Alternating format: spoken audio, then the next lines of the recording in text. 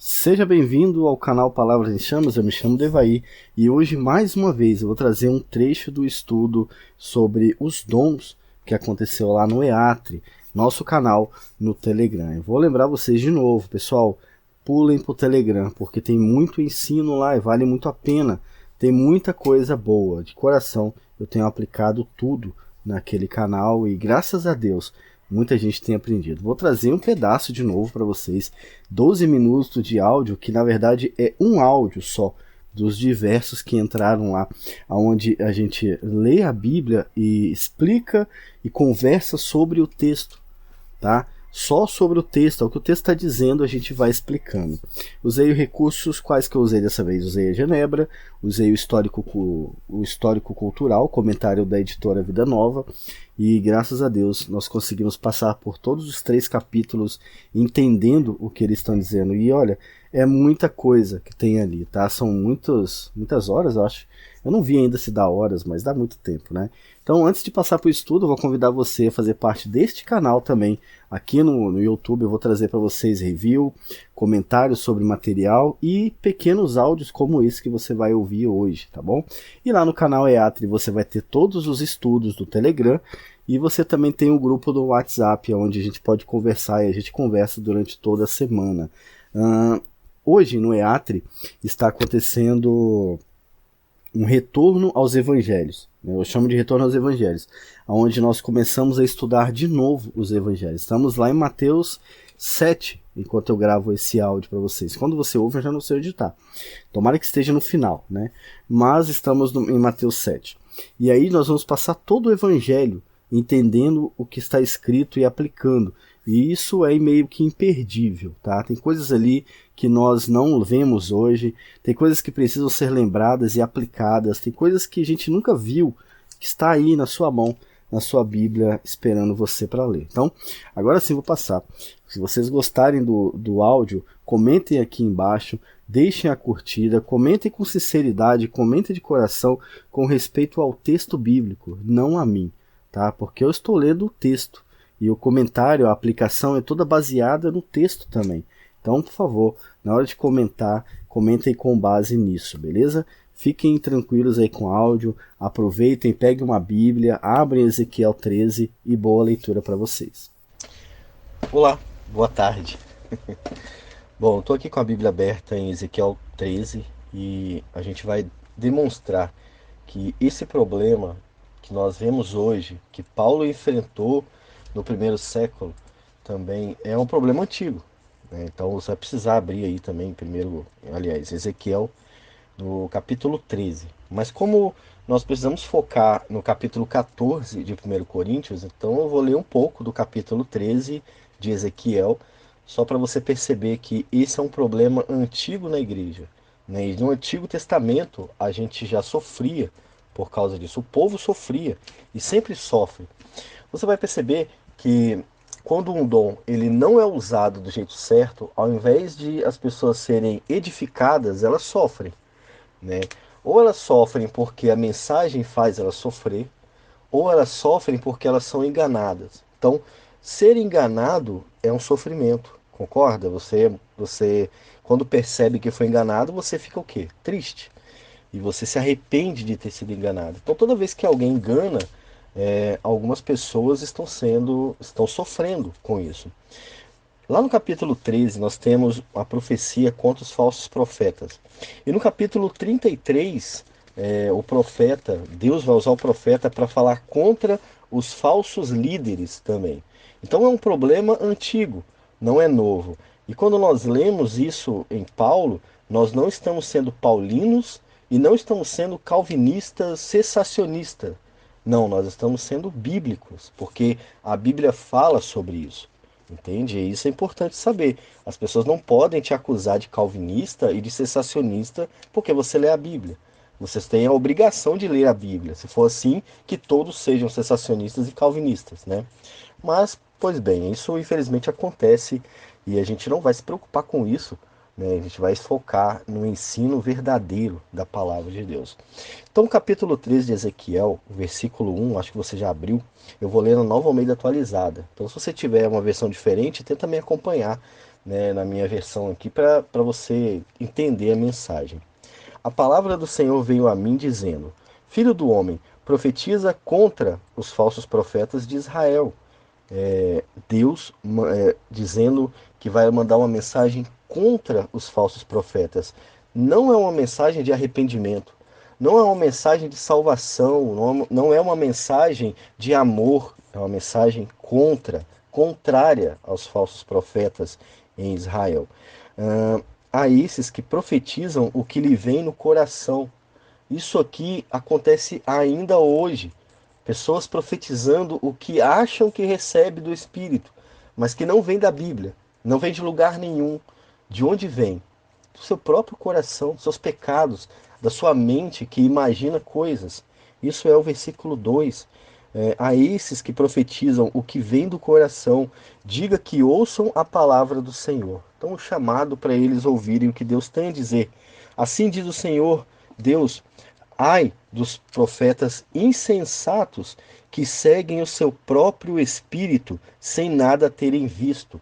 Quando fala terem visto, é porque provavelmente eles diziam que haviam sido revelados. É isso que ele está falando. Porque quando alguém é revelado, alguém vê alguma coisa, ou alguém teve uma visão, alguém recebeu uma mensagem de alguma forma. E aí Deus está dizendo: ai das pessoas que falam que viram coisas, mas não viram. Que falam que foi eu que mandei elas dizerem isso. Ai dessas pessoas, elas vão sofrer. Esse ai aqui, gente, não é um ai de amor, não. É um ai de sofrimento, né? Ai dessas pessoas que seguem o seu próprio espírito, versículo 3, sem nada terem vistos. Os seus profetas, ó Israel, são como raposas entre as ruínas. Vocês não foram consertar as brechas, nem fizeram muralhas para a casa de Israel, para que ela permaneça firme na batalha do dia do Senhor. As visões que eles tiveram são falsas e as adivinhações são mentirosas. Esse é um problema antigo. As pessoas querendo dizer o que Deus mandou elas dizerem, mesmo que Deus não tenha as mostrado. Isso é o problema de Colossos. Eles também viam coisas, eles também traziam revelações, mas essas revelações não vinham de Deus. Esse é o problema. E Deus está aqui decretando que ele vai contra essas pessoas. Então, se você é alguém que faz isso ainda, espero que não.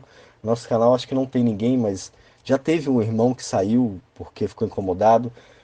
Teve vários, né? Mas se você é alguém que faz isso, há ainda a chance de arrependimento. Deus está dando tempo para isso. Mas a mensagem de Deus para você agora é de tristeza, é de sofrimento por estar fazendo isso. Não é uma mensagem de livramento. Não, pelo contrário. Deus mesmo está indo contra você. Então é muito importante conhecer a palavra de Deus. É muito importante.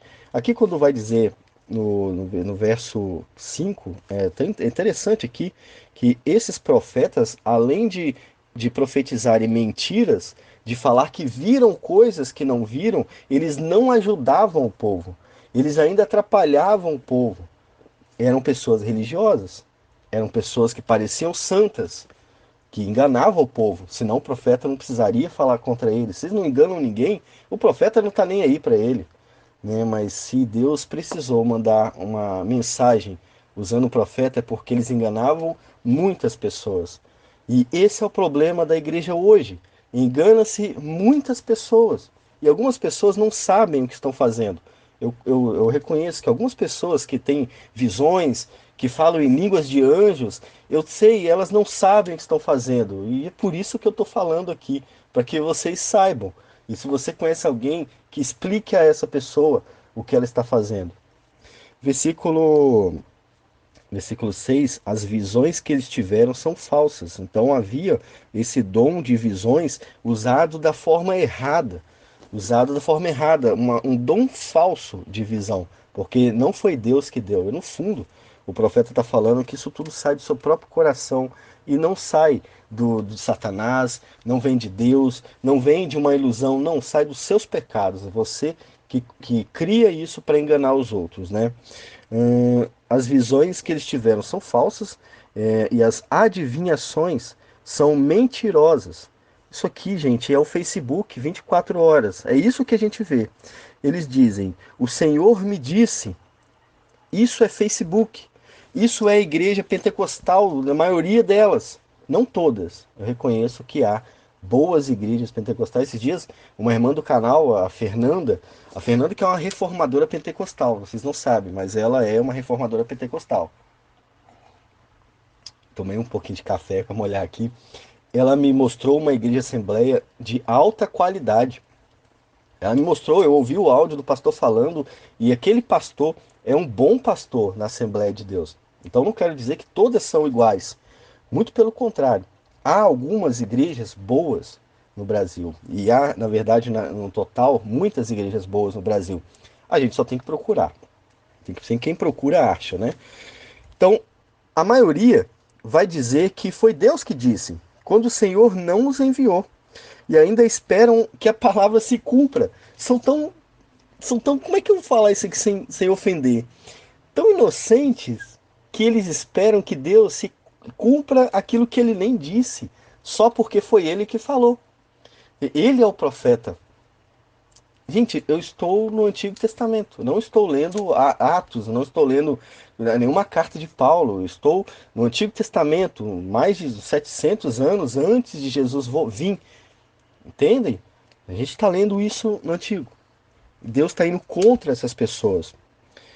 Não é fato que vocês tiveram visões falsas e anunciaram adivinhações mentirosas quando disseram: o Senhor diz, sendo que eu não disse nada, Deus falando. Portanto, assim diz o Senhor Deus: como vocês anunciaram falsidades e têm visões mentirosas, por isso eu estou contra vocês. Diz o Senhor Deus: a minha mão será contra os profetas que têm visões falsas e que adivinham mentiras. Não estarão no conselho do meu povo, não serão inscritos nos registros da casa de Israel, nem entrarão na terra de Israel. E vocês saberão que eu sou o Senhor Deus, porque andam enganando, sim, enganando o meu povo, dizendo paz, quando não há paz. E quando se constrói uma parede sem argamassa, os profetas a cobrem com cal, eles atrapalham a construção. Diga aos que estão aplicando o cal que a parede ruirá. Haverá chuva torrencial. Vocês, pedras de granizo, cairão e um vento tempestuoso irromperá. Quando a parede cair, certamente vão perguntar: onde está o cal com que vocês a caiaram? Portanto, assim diz o Senhor Deus: no meu furor, Deus está dizendo contra os profetas de Israel, contra as pessoas que fingiam receber mensagem, diziam, né? O Senhor me disse, quando pessoas diziam: Deus me revelou, Deus me mostrou, eu vi, em espírito eu fui levado. E ainda aqueles que profetizavam, né? O Senhor diz que você vai ser tal e tal. Deus está dizendo para essas pessoas: no meu furor mandarei um vento tempestuoso, na minha ira haverá chuva torrencial, e na minha indignação pedras de granizo para destruir. Derrubarei a parede que vocês construíram com cal.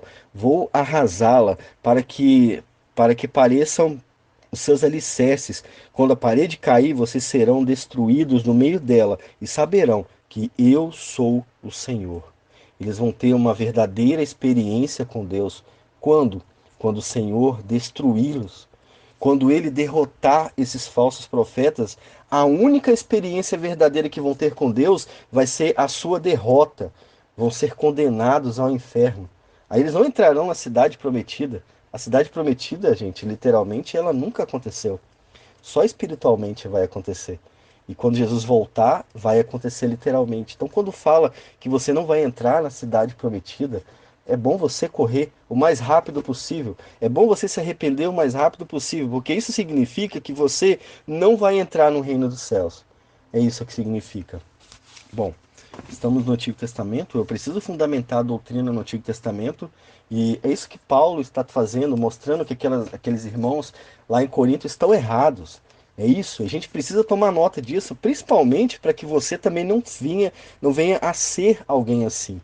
Não comece a receber revelações, não comece a adivinhar as coisas que Deus não mandou você fazer. Por favor, não deseje o mal para você mesmo. todo o capítulo 13 vai tratar desse assunto. No capítulo 14, a gente vai ter o castigo contra a idolatria, que é algo perigoso para a igreja também. E a gente agora pode passar para a nossa conclusão de 1 Coríntios 14, para a gente compreender o que Paulo está nos ensinando e mais, o que Deus está nos ensinando, porque é um texto inspirado pelo Espírito Santo.